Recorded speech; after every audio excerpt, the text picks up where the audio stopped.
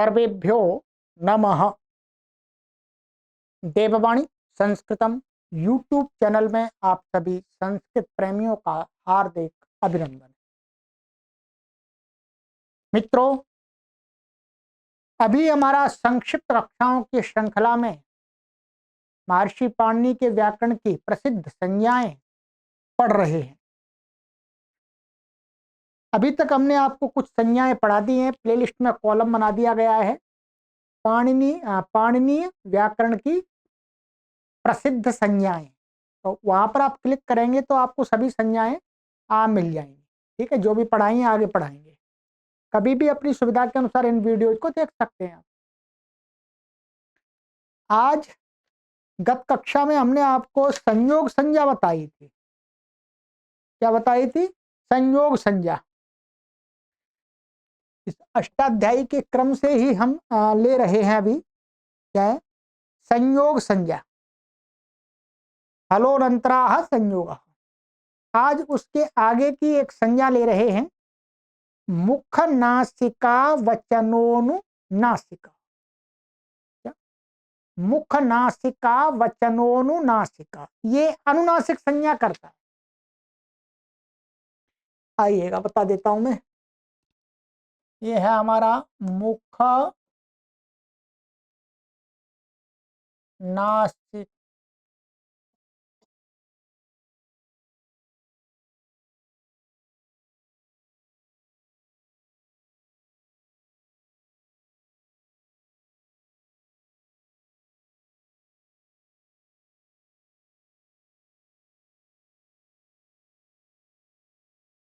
ठीक है, ये सूत्र है अष्टाध्यायी के प्रथम अध्याय के प्रथम पाद का 8वां सूत्र है। आप देख सकते हैं अष्टाध्यायी में। ठीक है, सूत्र को मैं जूम कर देता हूं, थोड़ा दिख जाएगा और बड़ा। क्या है? मुख नासिका वचनोनुनासिका। इसको तोड़ देंगे तो ये ऐसा बन जाएगा, मुख नासिका वचनः और ये अनुनासिका। ये संज्ञा सूत्र है।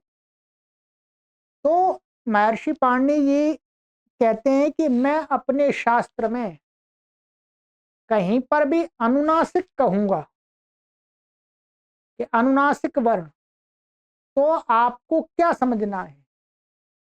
इसका नाम अनुनासिक होता है। तो महर्षि पाणिनि ने पहले यहां पर कहा कि मेरे शास्त्र के अंदर जिन वर्णों का उच्चारण, क्या? जिन वर्णों का उच्चारण करने में मुख और नासिका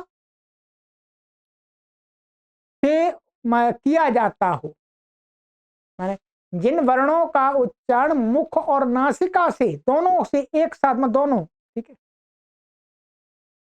तो मुख और नासिका मिलकर के जिन वर्णों का उच्चारण होता है वो वर्ण क्या कहलाते हैं?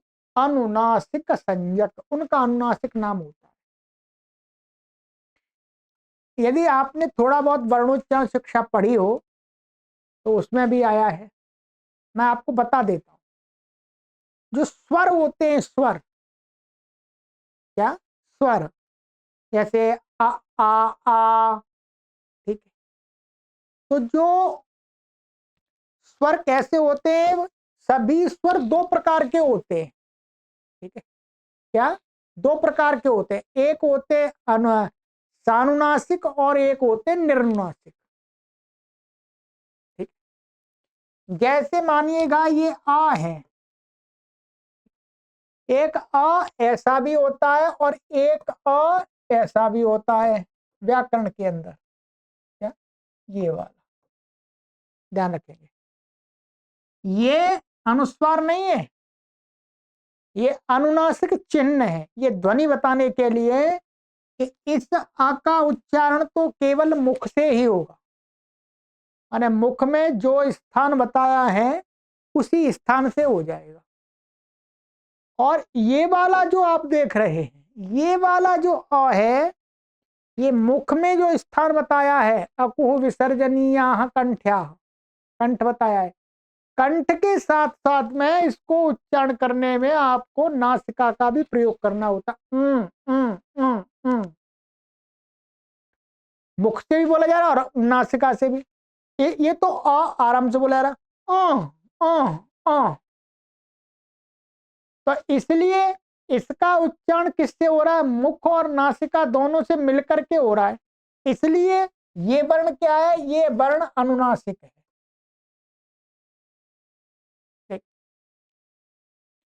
ऐसे ही आप ये दीर्घ आय, दीर्घ आय इसको भी ऐसा होता है, ठीक। और प्लुत का मिलता नहीं, वास्तव में प्लुत का मिलता नहीं, ध्यान रखेंगे। तो इसलिए प्लुत को छोड़ देते हैं।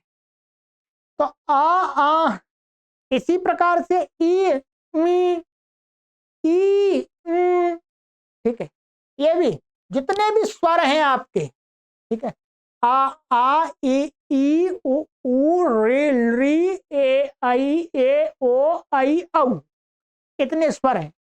ये स्वर क्या है? आपके दोनों प्रकार के हैं, जैसे अब ये ई है और एक ये भी ई है, ये अनुनासिक है।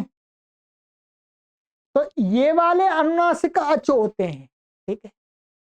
तो अब कोई कहे कि आपको अनुनासिक करना है, मैं सानुनासिक करना है, तो उसका उच्चारण करने में नासिका की सहायता लेनी पड़ती है, ठीक है। एक तो ये हो गया।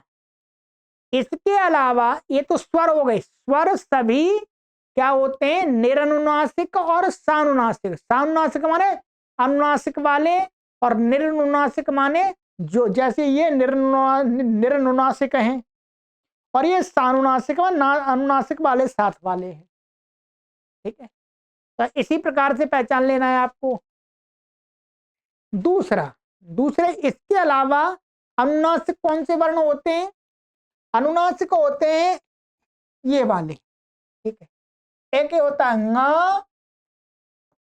और ञ, ण, न और म।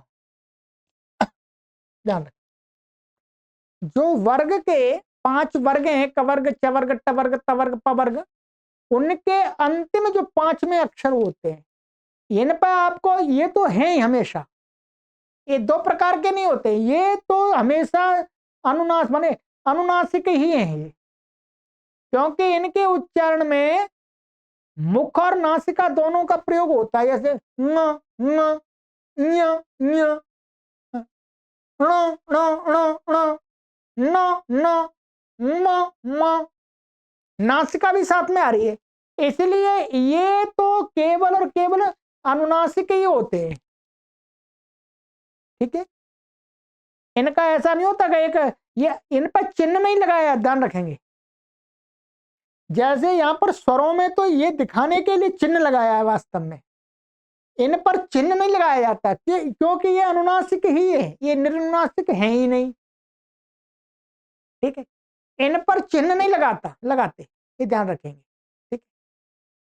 तो न ञ ण न म 5 वर्ण ये भी हैं, इनकी भी क्या अनुनासिक संज्ञा, क्योंकि इनका अपना मुख का स्थान होता है, जिस जिस वर्ग के बताए गए हैं, तो वो स्थान होता है, साथ में नासिका अवश्य आती है। इसके अलावा व्याकरण में ध्यान रखेंगे, ये और है, या ये इया है वास्तव में, व और ये ला, ये भी सामनासिक, ये भी 2 प्रकार के हैं। तो या व रा, या व ला, एक ये हैं, ये आपने कम देखे होंगे, पर आगे पढ़ेंगे व्याकरण तब समझ में आएगा। या व ला, ये कैसे? निरनुनासिक। और ये कैसे? सामनासिक। इनका उच्चारण कैसे होगा? या व ला, ठीक है। इनका उच्चारण करेंगे तो क्या होगा? या व ला, ऐसा होगा। तो पाणिनीय व्याकरण में 3 वर्ण ये भी अनुनासिक संज्ञक हैं। ठीक है, तो कुल मिलाकर के, ठीक है, इतने वर्ण अनुनासिक माने गए। सभी स्वर बता दिए मैंने आपको, सभी स्वर बता दिए। ठीक है, अब ये जरूरी नहीं है कि सभी वर्णों का अनुनासिक मिले ही, परंतु उनका नाम है। जैसे ये रि है और एक रि ऐसा भी है, ये अनुनासिक रि रि, ऐसा ही लरी भी आ जाएगा, ऐसा भी ए भी आएगा, ऐसा एक ये हो जाएगा और एक ऐसा हो जाएगा ए, नासिका को लगा करके उच्चारण करना है। ठीक है, ऐसे ही ओ ओ, आई आई, औ औ। ठीक है, तो महर्षि पाणिनि ने मुख और नासिका से उच्चारित होने वाला कोई भी वर्ण है उसको क्या नाम रखा है? बोलो बोलो, एक बार कमेंट अवश्य कीजिएगा। क्या क्या नाम रखा है? अनुनासिका, मुख नासिका वचनोनुनासिका। ठीक है जी, चलिए ये हो, तो इतना ही है सरल भाषा में मैंने आपको समझा दिया। ये सूत्र है, आपको इसको याद कर लीजिए। अनुनासिक कहीं पर भी बोलेंगे तो अब ये देखना पड़ेगा कौन सा वर्ण आएगा, वो वही प्रसंग के अनुसार आएगा। चलिएगा, आपको ये कक्षाएं अच्छी लगती हो, लाभदायक लगती हो, तो आप इन कक्षाओं को, जो संस्कृत के विद्यार्थी हैं, जो गुरुकुलों में पढ़ते हैं, पाठशालाओं में पढ़ते हैं या विश्वविद्यालय आदि में पढ़ते हैं, उन लोगों तक भी शेयर कर दीजिएगा, जिससे वो पूरा व्याकरण तो नहीं पढ़ पाते, हमें पता है, तो कुछ कुछ जानकारी विशेष हो जाए, वो भी अच्छी बात। ठीक है, सर्वेभ्यो नमः।